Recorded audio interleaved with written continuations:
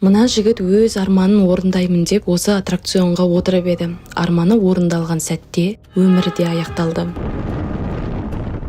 Барлығыңыз хотя бы бір рет болсын аттракционға ұшып көргенсіздер ғой.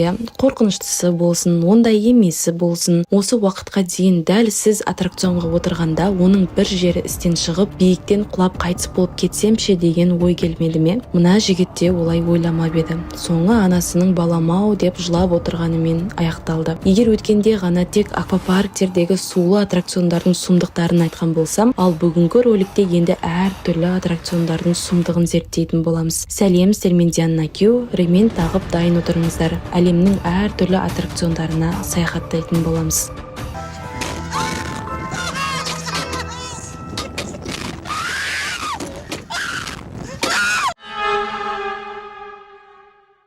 Башня паденияны әр паркке барғанымда көретінмін, бірақ бір рет болсын отырып көрмеппін. Хотя аттракциондарды өте қатты жақсы көрем. Бұл қандай өзі десеңіздер, бірінші жай мен төбеге көтерілесіздер де, кейін бірден жерге қарай түсесіздер. Сіздерді құлаудан құтқарып қалатын тек мына орындық қана.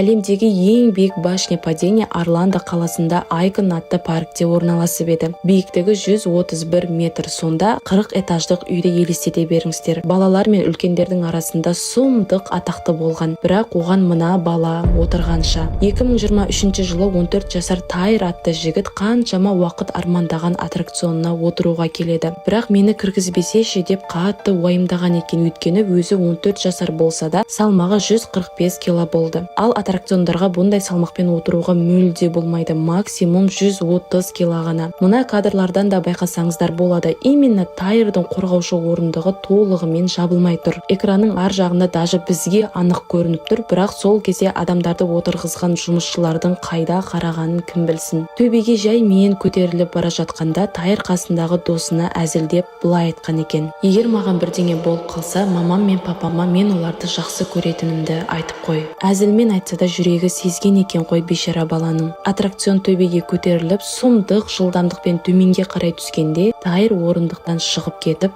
асфальтқа құлап кетеді.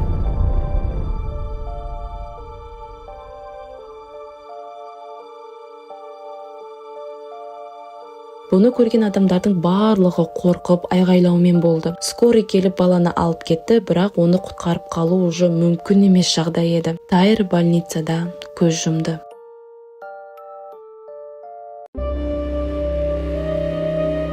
Флорида қаласында бірнеше достар паркке көңіл көтеруге келеді. Екеуі рогатка атты аттракционға отырады. Ол қандай десеңіздер, екі адам капсулаға отырады да кейін трос тартыла бастайды. Дайын болғанда бірден трос жіберіліп төбеге ұшырып жібереді. Бірақ мына видеодағы жігіттердің қорғап жүретін періштелері бар екен. Трос тартылып жатқанда жұмысшы келіп кнопканы баспақшы болғаны сол еді, трос үзіліп кетеді. Жай ғана 1-2 секундтың қандай рөл ойнап жатқанын қарасаңыздаршы. Әшейін 2 секунд ерте кнопканы басқанда екі жігіт точно тірі қалмас еді. 2015 жылы Москва қаласында Кобра атты аттракционда, яғни былай айтқанда американский горки ғой, аттракцион дәл осылай аударылып тоқтап қалды. Ішінде 4 адам болған. Құтқарушылар келіп жарты сағаттан соң бәрін жерге түсіріп алды. Сөйтсе зерттеулерден соң бұл аттракционның ешқандай да адамдар үшін қауіпсіз деген сертификаты да ештеңесі жоқ болып шықты. Аттракцион жабылды деп ойлайсыздар ма? Әрине жоқ. Қой, әлі де адамдар тірі қалды. Біреу өліп қалмай жатып жабайық деудің орнына бұл аттракционға отыруға кеңес бермейміз деп айтып қоя салды. Болды. Сонымен ары қарай жұмыс жасай берді. Бұл 2015 жылы болған жағдай. Ал қазір ашық па, жоқ па білмедім. Бірақ жабылып қалған деп адамдар айтып жатады. Ал мына видеода әкесі мен баласы 2012 жылы әлемдегі ең үлкен деген американский горкиге отырып еді. Горканың енді жүріп бастағаны сол еді. Оның да темір тростарының бірі үзіліп кетеді. Дәл сол кезде аттракционды тоқтатады. Бақытқа орай ешкімге ештеңе болмады. Тек қатты қорқып қалғандары болмаса. Тағы бір осыған ұқсас жағдай Россияда болған. Ракета атты аттракцион. 10 адамдық ракета 2 үлкен трос арқылы жалғанып адамдарды биікке көтеріп ауада айналдырады. Бір күні ракетаға 9 адам отырып биікке көтеріліп айнала бастағанда біртүрлі дыбыс шығады. Сөйтсе 2 тростың бірі үзіліп кеткен екен.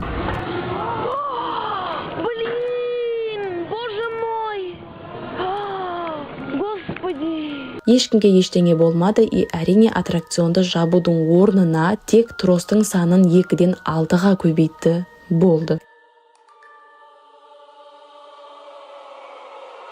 2016 жылы Амайя қаласында карнавал мерекесінде 11 жасар қызбен сұмдық жағдай болды. Қыз Kings Crown атты аттракционда ұшқан. Ұшып жатып ұзын шаштары горканың механизміне қыстырылып қалып, өкінішке орай бас терісі шашымен қосып жуынып кетеді. Қызды сразу скорый келіп әкетеді. Көп қан жоғалды. Қызға өте көп операциялар жасалынады. Тіпті басының кожасын да ауыстырады. Осы жағдайдан соң тек 1 жыл өткен соң ғана қыз қайттан мектепке бара бастады. Бірақ шашы басының тек бір бөлігінен ғана өсетін болып қалды. Уақыт өте соңында да операция алуды тоқтатпады. Шашына да, тіпті көзіне де.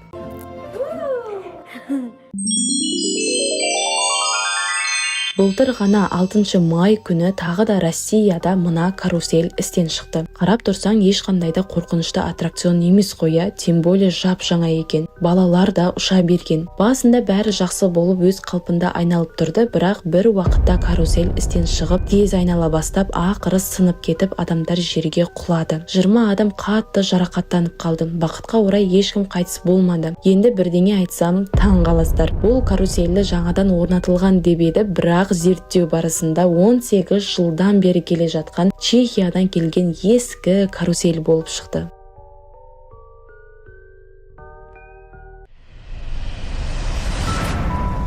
Басқа қытайлықтардың аттракционында бұндай жағдай болады деп ойламаған едім. Сөйтсем, именно Қытайдың аттракциондарында сұмдық жағдайлар өте көп болып тұрады екен. Джезян қаласында жаңадан ашылған паркте, жоқ, даже ашылған күні 2015 жылы 5 адам мына аттракционға отырып, жұмысшылардың келіп ремень тағып беруін күтіп отырады. Бірақ неге екені белгісіз, оператор аттракционды қосып жіберіп, ештеңеге байланбаған адамдар жерге құлай бастайды. 2 адам горка қимылдағаннан құлап кетіп тірі қалады. Ал артындағы 3 адамның өкінішке орай жолдары болмады. Горка 5 метрге көтерілгенде олар жерге құлады. Екеуі сразу сол жерде қайтыс болды. Негізі аттракциондардың өзі автоматты түрде, егер орындықтардың ремені орнында болмаса, дұрыс тұрмаса, қай кнопканы бассаң да вообще қимылдамау керек. Бірақ енді мына аттракцион ондай емес болып тұр ғой. Сөйтіп парк ашылған күні мәңгіге жабылып қалды.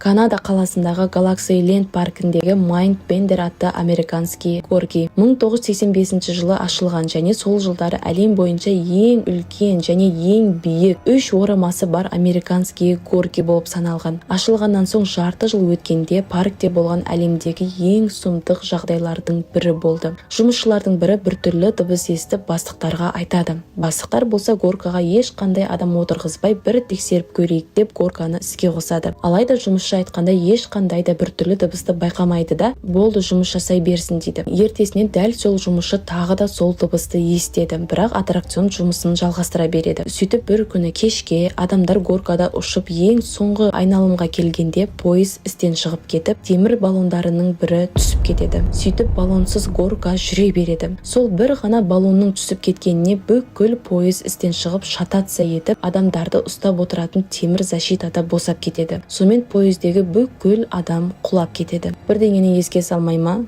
Тура пункт назначения ғой. Пойыздың алдында отырғандары 1-2 жарақат алып қойған болса, ал артында отырғандардың 3-еуі сол жерде қайтыс болып, біреуі өте ауыр жарақат алған. Осы жағдайдан соң горканы жауып тастады, бірақ жөндеу үшін. Толықтай жабылып кетудің орнына жаңа пойыздар сатып алып, қауіпсіздікті күшейтіп қойды, болды. 87 жылы қайттан ашылып, сенуге қиын, бірақ 2023 жылға дейін жұмыс істеп тұрды.